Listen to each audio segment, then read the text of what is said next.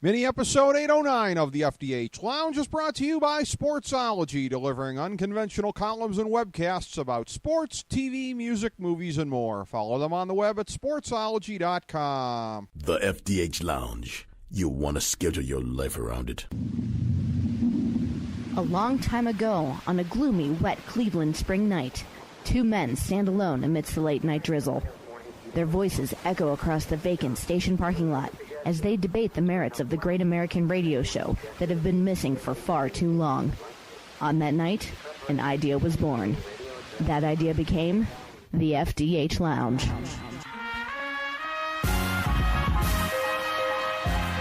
Welcome to the FDH Lounge. Hello, everyone. Welcome to one of our favorite FDH Lounge episodes of the year. It's our FDH Lounge Super Bowl preview. Rick Morris and Kyle Ross, your favorite football talkers anywhere. We've been breaking it down for you week by week throughout the NFL season. And I have to say, it's all on the line for me this week. My quest to duplicate the impossible miracle of a year ago of being above 52.4% for the season. I needed to go 8-3 in the playoffs, and I am one win away from exactly doing that. I'm going to give out a total on the game as well, but in true Kyle Ross fashion, not a recommended total. I'm just going to give you what I think the score is going to be, but I'm going to only give you a pick on the side, as I've been doing all year long on this. And speaking of my good friend Kyle Ross, we got him on the phone lines now. Good to bring him in to break down football one last time for the 2016-2017 NFL season. It's here, my man, one of the greatest days of the year, Super Bowl Sunday, and this is going to be a lot of fun to break down as always. Well, I'll tell you what, if either of these teams have a half-hour performance like I have just turned in off air, they have absolutely lost Super Bowl 51.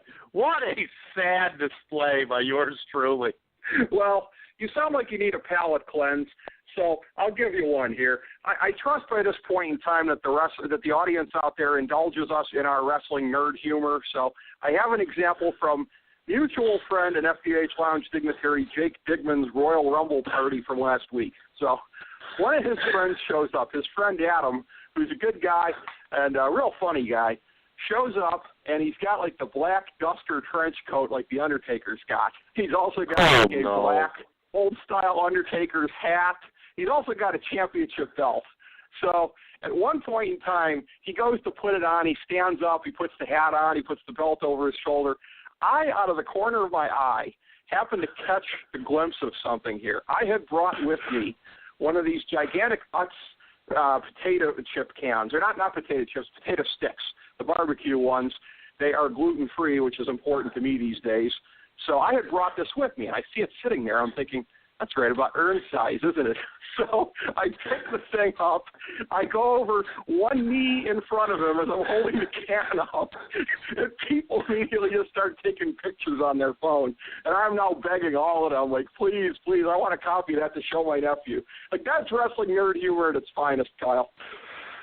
I don't know if that was supposed to make me feel better, and quite frankly, I don't know what it made me feel. I'll be honest with you. Are you kidding me?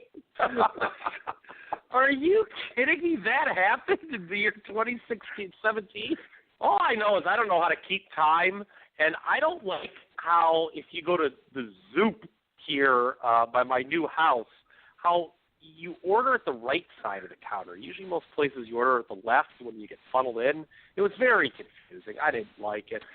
And we're starting a half hour later, if I can take everyone behind the curtain than we were originally supposed to. But I'm here, and I suppose I should reference Super Bowl 51 here a little bit, the actual game. Okay. I'll be honest with you, Ricky. My breakdown of this game may be referencing an article on ESPN.com and then saying that may or may not be true, because I'll be honest with you, I don't have a good take on this game at all. I'm basically going off of what I would call sort of educated instinct at this point, so I'm comfortable basically putting out a lot of stuff out there for you to react to, because I've come up with my usual amount of statistical drivel and other types of things here going into the big game. And this is a thing where, again, I love the Super Bowl. It's probably my favorite sporting event just from a historical perspective. And I'm going to date myself by saying this here, but like when I was a little kid, McDonald's, you could get those History of the Super Bowl magazines, and I think maybe each one of them would have like a separate Super Bowl that it was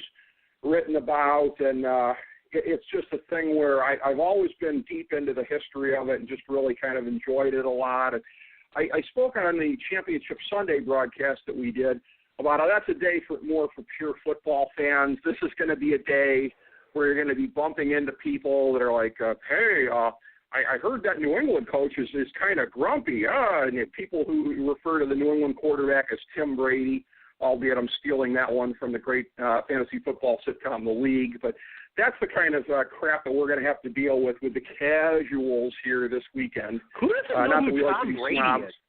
Well, I feel Tim that Brady most people by this point, like I'm going to be like at a party I know, and I would be stunned if someone did not know who Tom Brady was. And I'm generally pretty forgiving for people not knowing things. Like, it doesn't bother me at all. To be honest with you, I'm just looking forward to the fact that I could frickin' drink. I've had this flu for over a week that hasn't done me any favors. So, but yeah, I think everyone knows who Tom Brady is at this point. Yes, everyone knows who Tom Brady is at this point. I just hate the commercials are on in person. That is bad. Right. Commercials guy, and you got to admit, there will in all likelihood be people at various parties around here who, okay, say what you will about New England, but like Atlanta, they probably couldn't name you one player, coach, or front office person from the Falcons because they're not a household name kind of a team. You know there's going to be those people floating around Super Bowl parties this week. I mean, not a lot of people, to be fair, know who's in the front office of teams they don't follow. I think you're being kind of harsh on people in general. Like, I mean, they don't know that Thomas Dimitroff comes from the New England tree? People don't know that? I would not expect anyone to know that, really. Like, I mean, unless if you, like, really follow football, like, I wouldn't expect people to know that. Why would you expect somebody to know that? Well, coaches or players, people who've never heard of Matty Ice, people who've never heard of Julio Jones, Dan Quinn. That's what I'm saying. You know there are those people floating around. Yeah, I mean, yes, Atlanta is certainly the unknown factor. I think the consensus view is, you know, in the tired narrative, it's the big game experience versus the new kid on the block. And, I mean, that doesn't mean anything. I mean, New England has a big game amount to say about first time they won the Super Bowl. So, unsurprisingly, I have a decent amount to say about that as we get going here. But as is traditional for us, we always like to take a look backwards here just to kind of sum up from things here. So things about Championship Sunday, the only thing I got to say is I do remember that at the time you thought it was unduly sort of reductionist of me perhaps to say Pittsburgh always gets toned by New England. Here we go again. Oh, here you go. That's exactly how it played out. Oh, okay, well, you know what else played out? Atlanta fucking tattooed Green Bay, pal, okay? So let's not cherry-pick the one we got right and the one we got wrong. Because Aaron Rodgers, I mean, I'll tell you what, this guy about the second quarter, I think was ready to call up Dad, okay? The one of the ass whipping he took, okay? In that game. So, yeah, I was wrong about the Steelers, but I was right on the Falcons. Well, I'm just saying that you thought that my reasoning was suspect. And basically my reasoning was, you tell me that Pittsburgh and New England are playing, and I already know how it's going to play out. I don't think I need to know anything else. I got 15 years' worth of experience, including now 3 AFC championship games to tell me that one. So that's the thing where I think it was a little bit of kind of like shoot the messenger. Of course I hate the Squealers, but it doesn't mean I was wrong about that. I don't think I hated that message. I simply tried making the point, and I was wrong. One thing I will admit, absolutely, is apparently Pittsburgh can go 2 games with completely sucking in the red zone because they did. Well, yeah, and that's something that's going to tell us a lot about New England's defense coming into this week here, and what is going to be a very, very interesting Super Bowl, and it is going to be one that we're going to see playing out for the second time a Super Bowl here at this particular stadium in Houston. NRG Stadium. By the way, a little bit of nerd trivia here up front.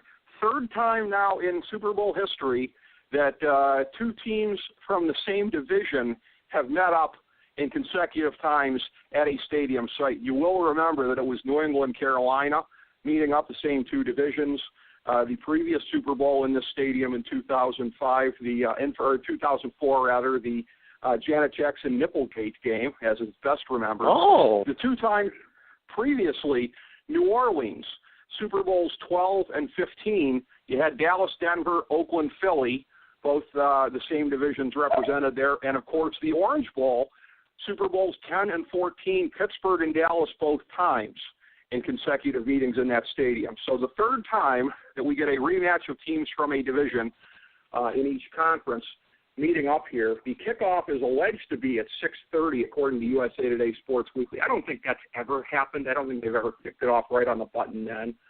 It's usually like, the beginning of, this is the final part of the pregame, folks, brought to you by. So who knows when exactly it's going to be. I'll say sometime 10, 15 minutes afterwards to be generous. The game on Fox, Joe Buck, Troy Aikman, Aaron Andrews, Chris Myers on the call. National anthem to be performed by Luke Bryan. Halftime show by Lady Gaga, which certainly makes me long for the days of counter-programming like MTV Deathmatch or something like that. I really wish we had something like that going on, or In Living Color. Hold on. Makes me wish. Hold on. Yeah. Hold on. What? All right, look, I'm no fan of Lady Gaga either, but you're going to gloss over Luke Bryan like he's pretty bad. Luke Bryan is frickin' horse manure. Yeah, I'll give you that. But it's the national anthem. It's not 20 minutes of my life I'll never get back. You know what I mean? The national anthem is more inoffensive to me because it's like 2 minutes basically. Oh. So that's why I was looking at it that way. I never thought. Wow. I didn't. I'm just kind of scratching my head here that you're entertaining. Oh well, the national anthem is more inoffensive to me. I thought you would have a stronger take on our national anthem. Well, if it's done by somebody I don't like, if it's done poorly, if it's whatever, there's always the chance that it's going to be done well, in which it will be much better than inoffensive. Whitney Houston, I think Super Bowl 25 probably set the bar permanently on that one there. So you hope for inoffensive, but it's generally inoffensive at worst, unless it's, when Roseanne Barr did the national anthem and scratched herself and spit, it wasn't at the Super Bowl. So we don't generally have to be faced with that on Super Bowl Sunday. So I guess that's more my general point.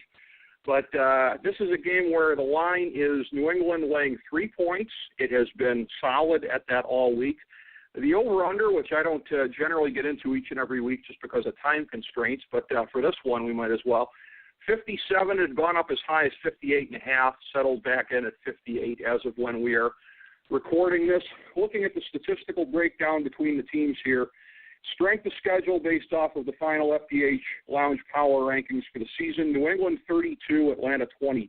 So the Patriots with a real glass jaw, Atlanta only a little bit better there. Impressiveness of victories, New England 20, Atlanta 9. DVOA, New England 1, Atlanta 3. That's more like it when we start getting into this. Offensive DVOA, New England 2, Atlanta 1.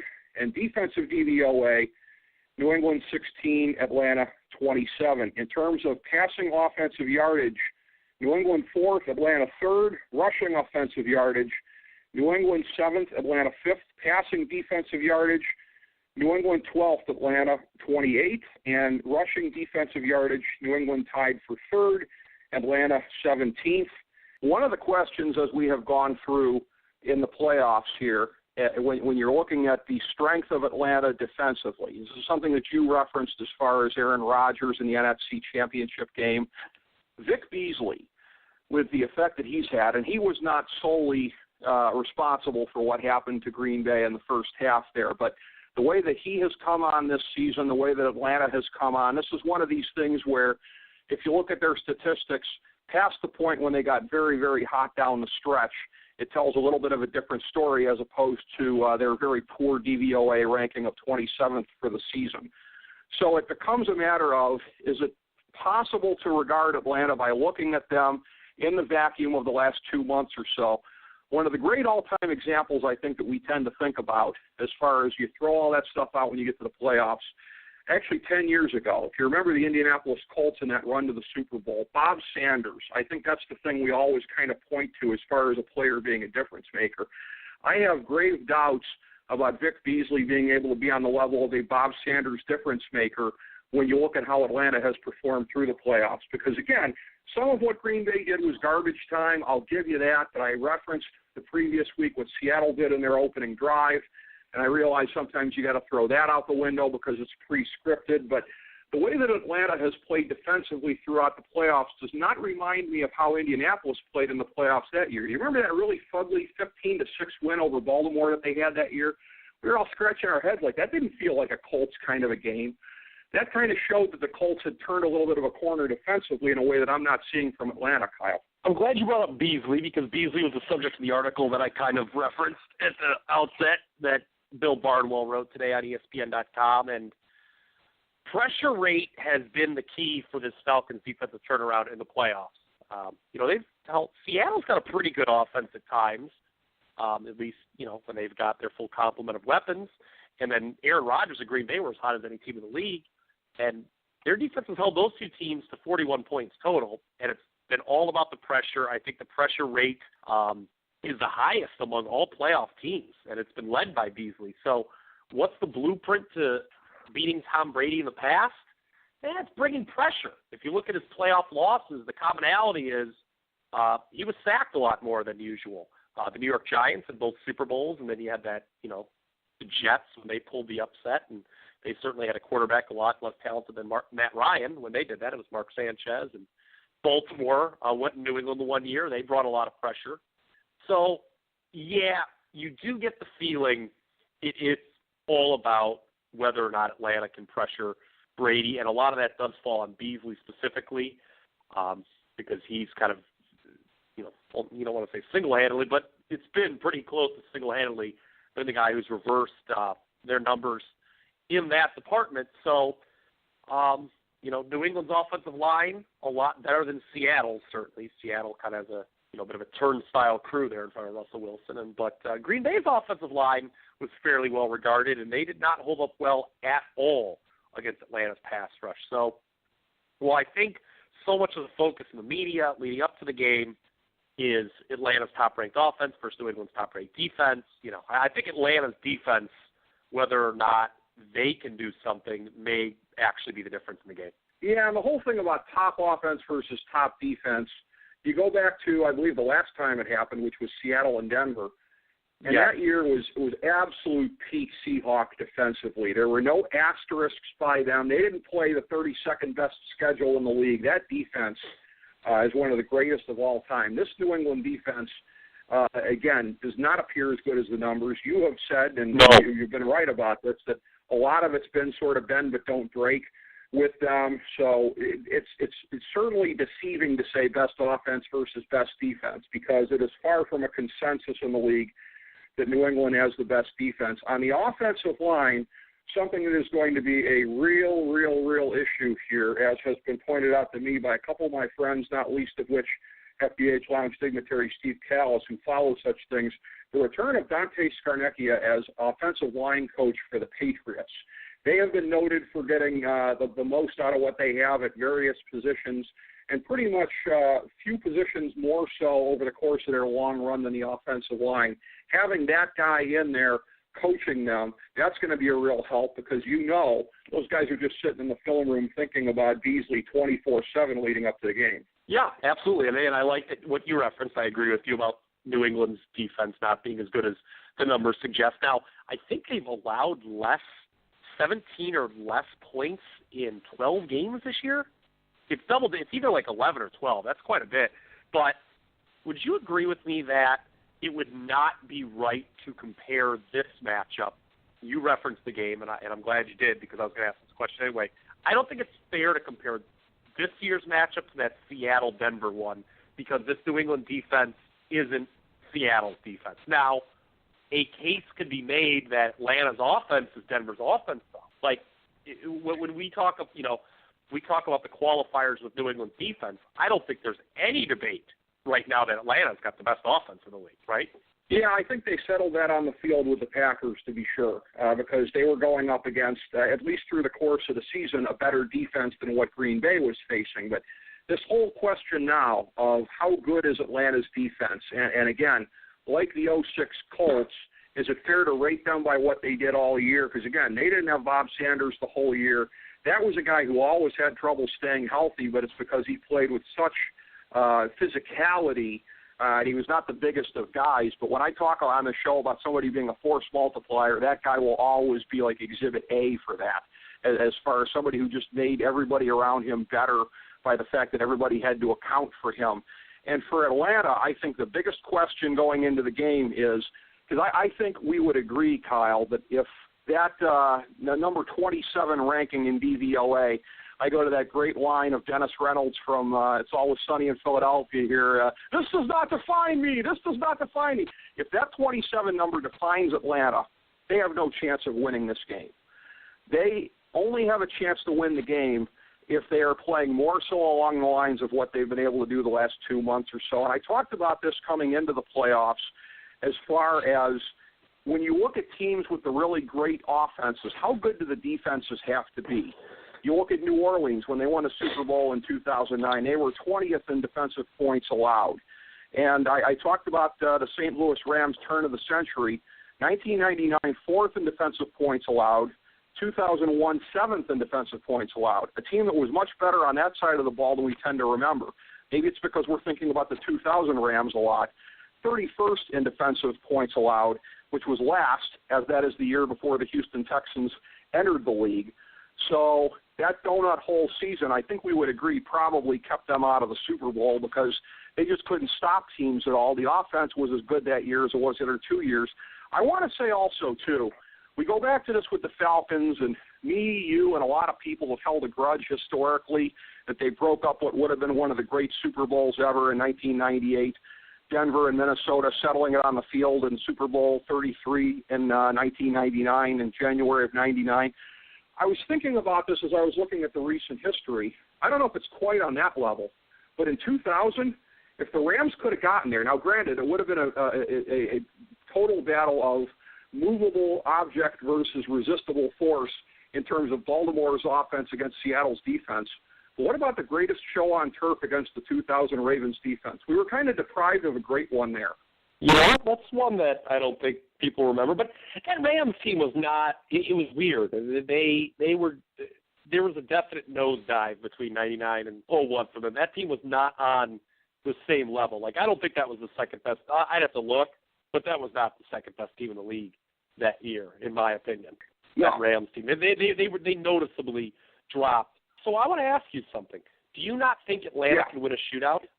I think they can. I think there's a scenario for it, but there are limits to it. There are limits to what they can give up to New England and overcome that, because New England, I think, whatever we say about this as far as, whatever qualifiers we put on it, well, New England's not the number one defense in the league, or it's arguable that they are.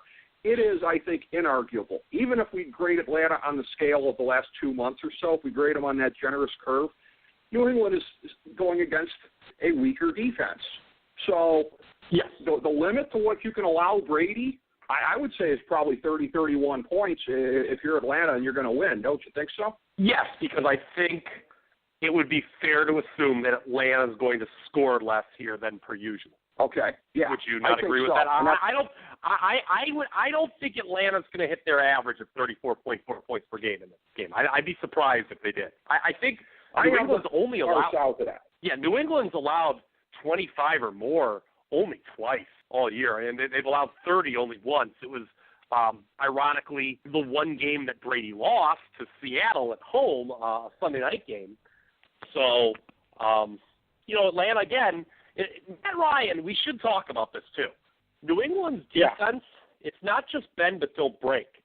They've faced some pretty crappy quarterbacks down the stretch. Would you like to hear the list here? Because I actually have it. Go ahead. Go ahead, buddy. This is the 8 they faced before Ben Roethlisberger last week. Colin Kaepernick, Ryan Fitzpatrick twice, Jared Goff, Joe Flacco's fine, Trevor Siemian, Matt Moore, and Ryan Brock Osweiler. That's bad. That's a real bad list of quarterbacks right there. It's funny. I'm going to date myself a little bit here. I have an old throwback Nat Moore jersey. I think I'd rather face Nat Moore at quarterback at this stage of his life, if he's still alive. I don't even know that. That's ignorance on my part. I think I'd rather face him. Matt Ryan. No, I was just saying Matt Ryan. He may be the MVP of the league, so it's not even like the fact that he's clearly better than all those guys. I mean, it's like night and day. Now, New England did shut down Ben Roethlisberger, who's still, a top. I'm just going to throw out a random number, top 6 quarterback in the league, probably. True. But, again, historically, they've always had his number, so I think that's got to kind of factor in a little bit there. True. It is funny as far as just some of the oddities about quarterbacks and other players here, something I wanted to segue into, because I was thinking to myself here that we've had a situation where, and again, coming into the playoffs, it really kind of changed the competitive landscape here. You had Tennessee poised to make the playoffs. Mariota goes down. Oakland makes the playoffs. It's too late to give them the hook and pull them out of there, even though they didn't have Derek Carr. Like, what if something happened on football's biggest stage? We're not used to seeing something like that. And then my eye kind of caught something on the Atlanta roster. Do you know who, and no fair looking this up if you don't know off the top of your head, you know who Atlanta's backup quarterback is? No, I don't. Nat Schaub. Suppose Natty Ice goes down, and Nat Schaub on his old field has to come in and try and save the day, albeit we know he wouldn't be able to, but you talk about storylines coming out of that, and you talk about audio that I'm going to be pimping forever if it ever happens. That's kind of a weird scenario there, isn't it? Nobody's even talking about that this week. Well, because who the hell wants to see Matt Ryan get injured? You ought to be ashamed of yourself for bringing that up. Well, it doesn't mean I couldn't exploit a bad thing by being prescient if it did happen. But, yeah, that was just something I noticed. Can I say something along the same line? Go ahead. If Donald Trump got injured, do you know who would have to come in? Mike Pence. Yeah. Matt Schaub don't sound so bad anymore to me. That's outstanding. Well, another little notable about players here, and something that is indicative of very, very good teams and organizations versus horrible teams, there is a myth out there. There is a profound, profound myth that I won't say I'll say my Cleveland Browns, since coming back into the league in 1999, they're always held up as the example of the most pathetic team in the league, and rightfully so. One of the biggest myths is this team never has any talent. No, this team doesn't lock down the talent that it has, because there are former Browns represented on both sides. More prominently, I think we would agree, on Atlanta's side. On New England's side, Jabal Sheard at defensive end. Running back Dion Lewis, you might have heard of him with what he did in the playoffs this year. Nice little scat back guy, able to make things happen situationally. Linebacker Barkevius Mingo. Boy, is it going to be weird seeing him in a Super Bowl for the big bust that he's been for most of his career. For Atlanta, center Alex Mack, wide receiver Taylor Gabriel, two of the guys who've been among the top performers on the Falcons' offense this year. So basically, that's what really good organizations do. They sort of sift through all the manure on a franchise, pluck out a couple of I don't know if you want to call them diamonds or whatever, but these guys, at the very least, are imitation diamonds, some of them, and they're able to sparkle on the biggest stage on Sunday. Yeah. I was just reading something that totally caught my eye. I'm going to throw you for a total curveball here with Vic Beasley. Okay. He apparently is the sharp choice right now as Super Bowl MVP. I guess, Vaughn Miller, it was a defensive player last year, he was 25-1 at the sports books. And Vic Beasley right now, who opened 100-1 on Thursday, is now down to 50-1. So there's a lot of people liking Vic Beasley as a long shot MVP. I totally understand that, because with a lot of the weapons that Atlanta has offensively, you got to figure again, the scenario where Atlanta wins this game is that they end up holding Brady to a lesser output than he's had in most of his previous Super Bowls. So he would then get attention for that, whilst the vote is being split among a bunch of spoilers, if we want to use the political parlance here, of Matt Ryan spoiling it for Devontae Freeman, spoiling it for Julio Jones. Yeah, as the one guy that people would be paying attention to on the defensive side of the ball, unless this is another one of these weird scenarios where a cornerback on the other team goes off. in which case if Al Davis was still alive, he would sign him to an exorbitant free agent contract in the off season. But, barring that kind of a scenario, Vic Beasley would be a very good choice for that. Now, before getting to the actual pick on the game, something that you're probably going to kind of scoff at a little bit here, but a strong piece of history that favors, I think, one team. At the very least, this should be good for getting a strong reaction out of you. I was looking at this here and the whole thing of when you were talking about this, about teams that have been there, by God, versus teams that haven't. I was looking at the history of football in the 21st century, and there's been a strong commonality between the decades here. I think you have to go back to the 1930s into the 40s or the late 1950s into the 60s to find the kind of commonality that we've seen here. Do you know, Kyle Ross, that 14 of the 17 Super Bowls, counting this one this week here, have included at quarterback out of the AFC, Brady, Peyton Manning, Roethlisberger, 14 of the 17. So we have a situation that I refer to, yes. So I refer to this essentially as the plutocracy v. the squatters when I look at this, because the NFC has just been a turnstile in the 21st century. 10 different teams have made the Super Bowl in the 21st century out of the NFC. The only 4 that have not have been Detroit, Minnesota, Dallas, San Francisco. And you go back into the 90s and you knock off Dallas and San Francisco there. So in the last 20 years or so, the NFC has really been, the socialist paradise, if you will, in terms of these teams making it there. Now, I have singled out I've singled out 4 games that I'm exempting from what I'm about to say as far as plutocracy v. squatters. Well, wait a minute, hold on. Yeah. There's 16 teams in the NFC, though. There's 6 that wouldn't have made it. Then 12 have made it, I guess. You're right about that. You're right. My math is embarrassingly bad. Washington, Dallas, Detroit, and Minnesota. So, because the entire NFC South has made it. The entire NFC West has made it.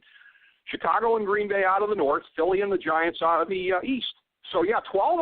Wow, that's even worse. 12 teams have made it.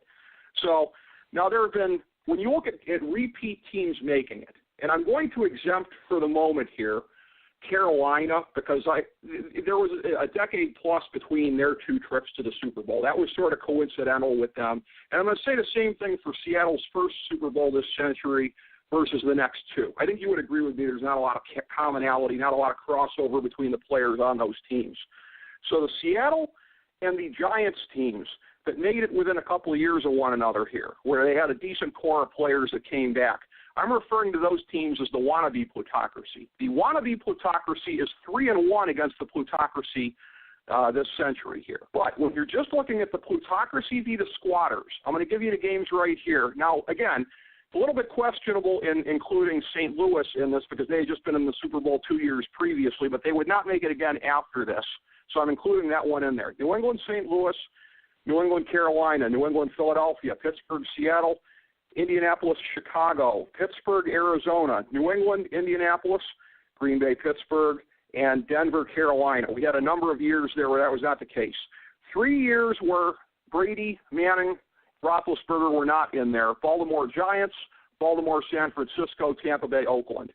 The plutocracy is 7-2 against the squatters, Kyle Ross, this century here. So it's an interesting kind of a thing that when you're looking at this whole thing, you were kind of poo-pooing it of like, oh, experience, whatever. I'm not necessarily chalking it up to experience. I'm not necessarily saying that's what it is. But there's something that's causing this. There's something that's causing a lot of these teams that are going through the turnstile in the NFC, oh, it's our turn. We're there this year. Yay! They're just not really getting it done. 2 times out of 9 is not a lot of times, Kyle. Well, there's a lot of factors in that. I would take a look. A lot of those teams are overachievers that regress the next year. I don't know. Do we think Atlanta's a team that's going to regress severely next year? I don't think so. Like Carolina, coming into this year, we both said they were going to regress. Right. I'm not going to pick Atlanta to regress very severely next year. I think Atlanta's this is something, we've gone, what now, a half hour, 40 minutes, not even saying. This is the first time in a while, well, I suppose that, I shouldn't say a while because I think maybe the Denver-Seattle game was 1-2. And who knows, maybe even New England and Seattle was 1-2. But so I guess that point is not well made. But I'll just say this. It's the third time in 4 years we actually have the top 2 teams in the league that made it. Well, you're right. Historically, Atlanta's absolutely got to be number 2 in your – they were these were the top 2 teams in my power rankings entering the playoffs. I'm not shocked at – you were talking about casuals not knowing Atlanta. I'm not shocked at all that Atlanta's here. No, I'm not either. But one of the things – and I actually think this is a little bit more troubling for Atlanta – is when I look at this team, this is only year 2. You go back to that New England-Seattle Super Bowl, the last game where Dan Quinn was defensive coordinator for the Seahawks. This is only year 2 of the Dan Quinn project in Atlanta. So I agree with you that I'm not quite ready to sell on them. I'm at least ready to hold on them for next year, if not sell. But by the same token, and while this offense is really running, at full efficiency right now, and this might be peak Falcons offensively. If we look on the historical continuum, this is not peak Falcons defensively.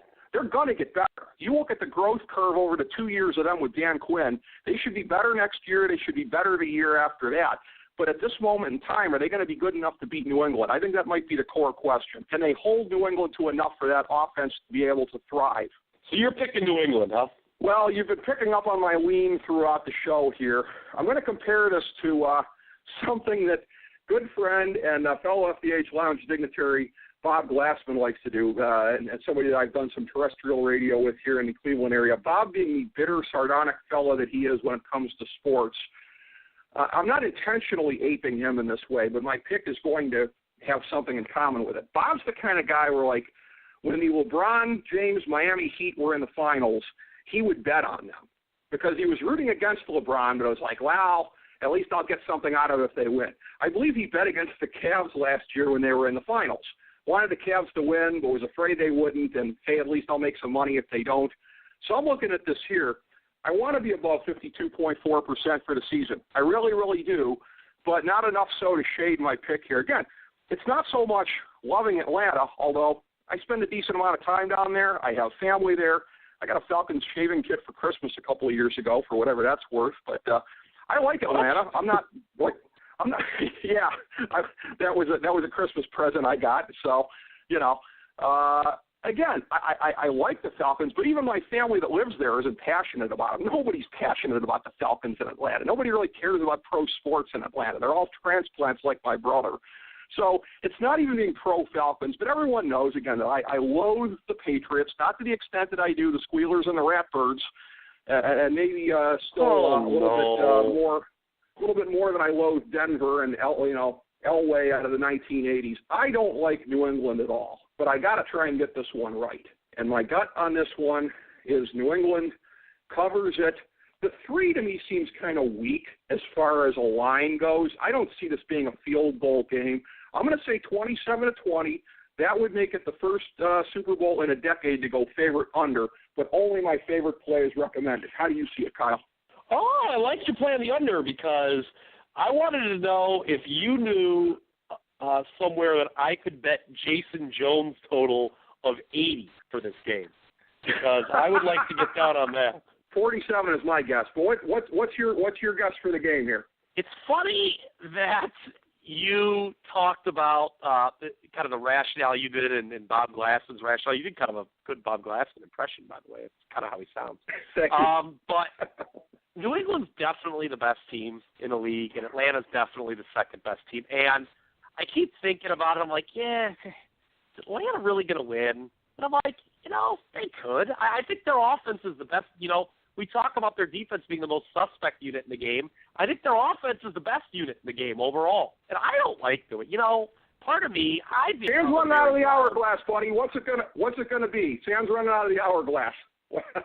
Atlanta, +3. I don't like Donald Trump.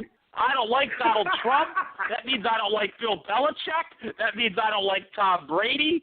I think that the Atlanta Falcons will win and will lead this country to new frontiers. Thank you very much. After hearing that, I got nothing.